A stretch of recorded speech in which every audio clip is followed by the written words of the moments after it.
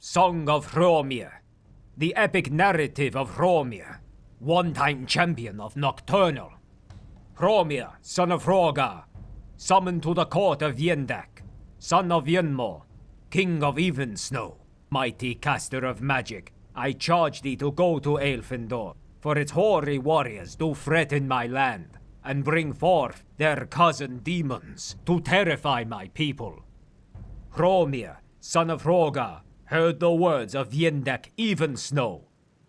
By ice staff, surely I would help thee, but I have already a quest to drink 12 flagons of mead in 1 hour, and then to bed 4 wenches, twice each. So I must with grace decline. The king he did not smile at Hrormir and his jolly spirit. By thine honor, must thou aidest my cause, for must thou takest up the sword of thy companion Darfang, who took the quest and failed. Hrormir laughed. Now I know thou jest. My boon-mate Darfang wouldst not fail. There be no finer bladesman. If thou chargest him, he wouldst not fall. I did not say he fell. He joined the Dark Kings of Aelfindor, and by doing so dishonored himself and thee, his friend. Hrormir could not believe the words, and yet he knew Eversnow didst not lie. So for 20 days and 3 rodeth he to the land of night, the kingdom of fear, where the peasants ever carried candles, knowing what evil awaiteth them, should they stray beyond the glow, the sovereignty of 3 Dark Kings, Aelfindor. There, torch in hand, didst Hrormir pass through haunted countryside, and frightened villages, and through the black gates of the blacker castle of Aelfindor. The 3 Dark Kings didst sneer at the sight of mighty Hrormir, and summoned they their champion, Darfang the Blade, my boon companion. Hrormir called in the Hall of Night. I dare not trust my eyes, for then I wouldst believe that thou hadst joined with evil, and turned thy way from honor and brotherhood. Hrormir, Darfang the Blade didst cry. If thou dost not go now, one of us must die, for I hate thee. But Hrormir was battle-ready, and in the echoing halls of night, the blade of Darfang and the staff of Hrormir didst strike again and yet again, mighty warriors and mages both, the boon companions, now foes, shock Mundus with their war.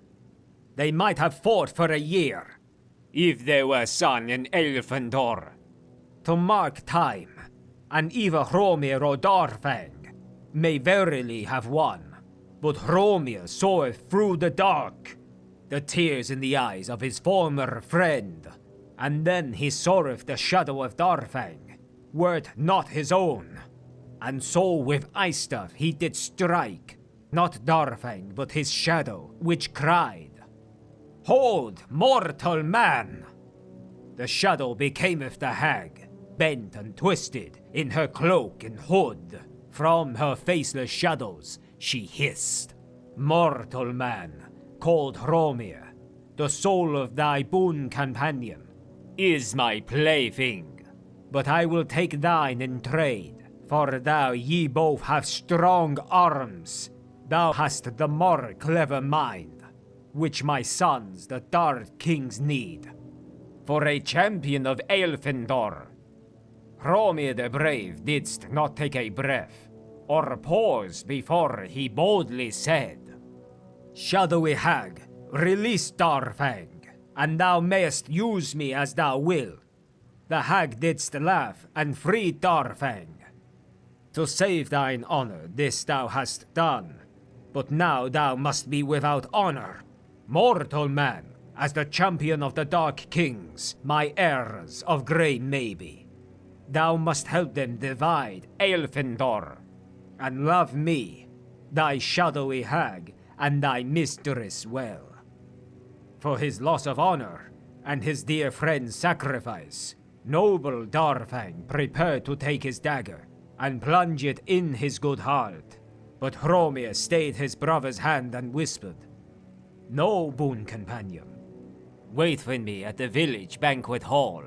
And then did Darfang the Blade leave the castle, while Hrormir took the withered core of the hag and pressed it to his lips. "Shadowy hag, to thee I pledge, to honor thy black words, to turn my back on truth, to aid thy dark king's ambition, to divide the inheritance fairly, to love thee, to think thee beautiful." Then to the chamber in the heart of night, Hrormir and the hag did retire. Kissed he there her wrinkled lips and her wrinkled sagging breasts. For 10 days and nights, and 3 did Hrormir and his ice staff battle thus. Then sweet Kinnereth blew honeyed winds over the hills and forest glens of Aelfindor, and the caress of warm-bloody Debella coaxed the blossoms to wanton display, so that Aelfindor became a garden of all the senses.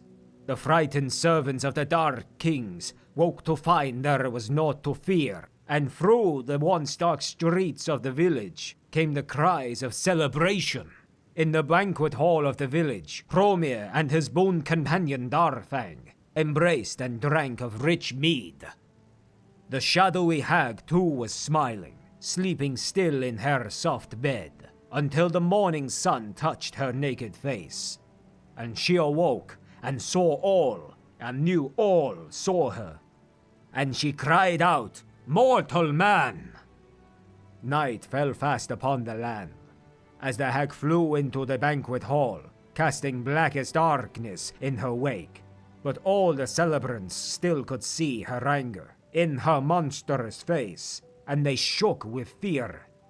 The hag had said the kingdom was to be divided among her heirs, but Aelfindor had been kept whole, while her children divided, drawn and quartered.